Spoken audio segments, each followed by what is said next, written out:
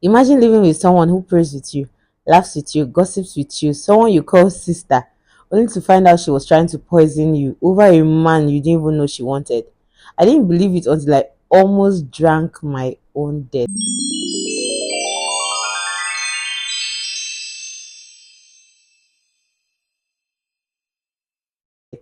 Hey fam, welcome back to my channel. If you're new here, this is special read real life stories and give real life advice. And this story surrounds issues like family pressure, marriage issues, heartbreak, betrayal, name it. If you're new here and you haven't subscribed, please do it to subscribe, like, share, and even drop a comment on this video.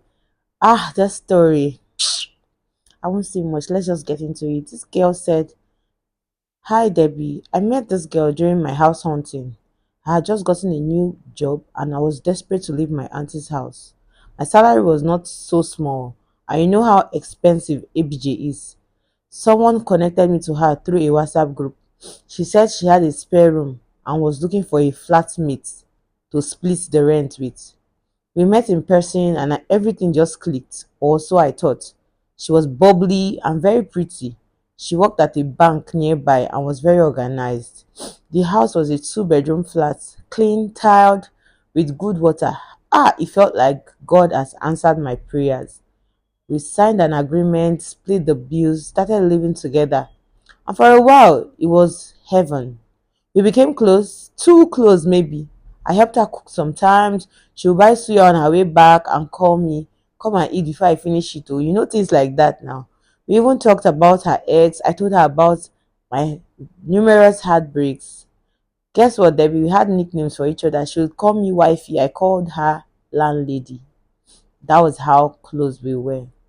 In fact, we were practically doing life together, or so I believed. Now, this is where the wahala started. There was a neighbor in our compound, a new neighbor in our compound. He was tall, quiet, and fine. I didn't even notice him at first until one Sunday morning I came out to dry my bedsheet and he greeted me. From there, when we see, we just greet till he asked for my number and we got chatting. I didn't even tell her immediately. I didn't think it was serious to just tell her. So when I finally mentioned him to her, she said the guy was too quiet, that she didn't trust him. Oh. Then I asked if she speaks to him. She said not really, that I should just be careful of him. I didn't read much meaning into it. After that, the atmosphere in the house started changing. Gradually, she stopped waiting for me for us to eat together. She would cook and lock her food in her room. Her jokes started sounding like insults to me. She would slam doors when I played music or I sang, things like that. So one day I just overheard her on the phone saying, that that's how some girls will pretend to be innocent, but once they see Benz, they open legs. The guy in question had a Benz, so I felt attacked, but I let it go until the incident that almost took my life. One Wednesday, I came home very, very tired from work. She had made native rice and kept vital milk in the fridge.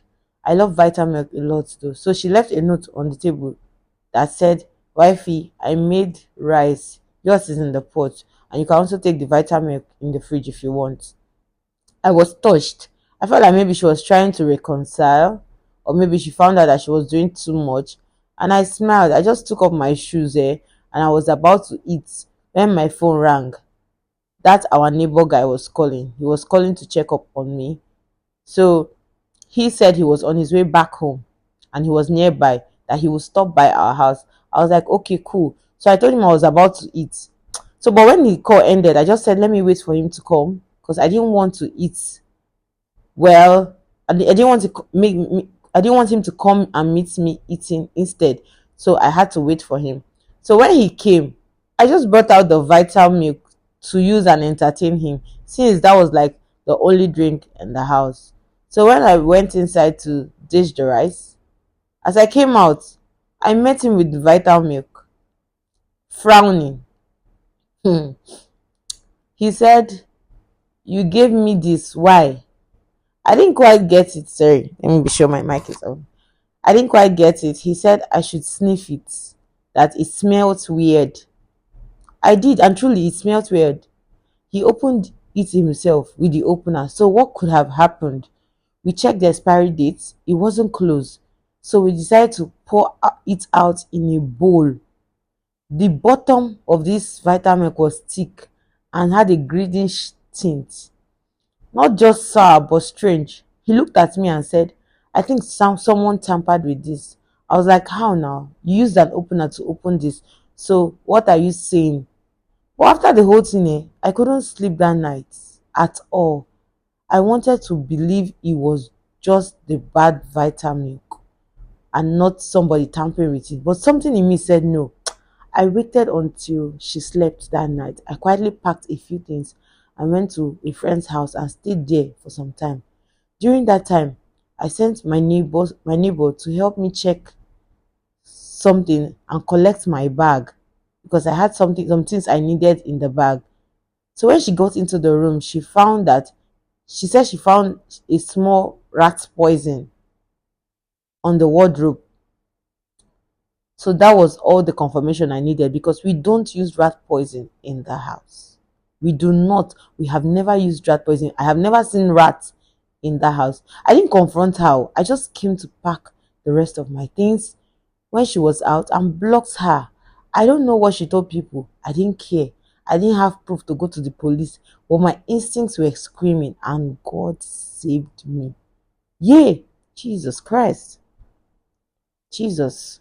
Jesus. Jesus. Jesus. First of all, jealousy is quiet. It hides in small comments and dry laughter. You should know that. Don't ignore those signs. Even in friendship, monitor the energy around you. A person who jokes about your downfall is not your friend. Not everyone clapping for you. I've told people this number is truly happy for you. Some are just clapping for access.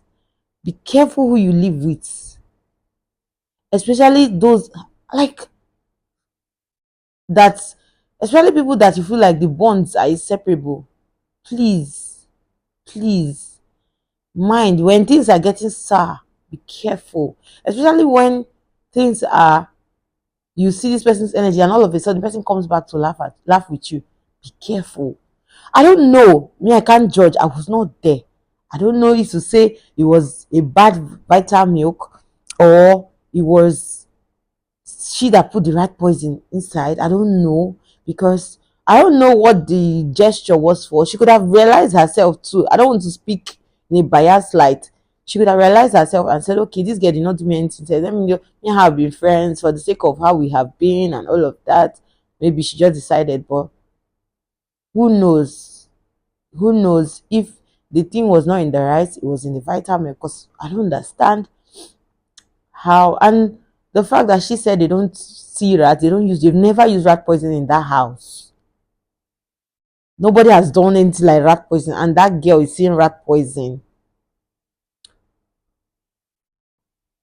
It speaks volume too. I don't know the context, the way the neighbor told her I saw rat poison. I don't know. Obviously, she didn't go into details, but I don't want to judge and I don't want to be in a bias. I don't sound biased here. So I don't know if she was trying to kill her with the vital milk, knowing that she likes vital milk. Because I know that she said the guy opened it with the opener. I know vital milk has a canter covered. So you open it with an opener. So I don't know if she put what she put and cocked it back. I don't know. In fact, I don't know. But if you open something with an opener, would the cover not bend? I don't know.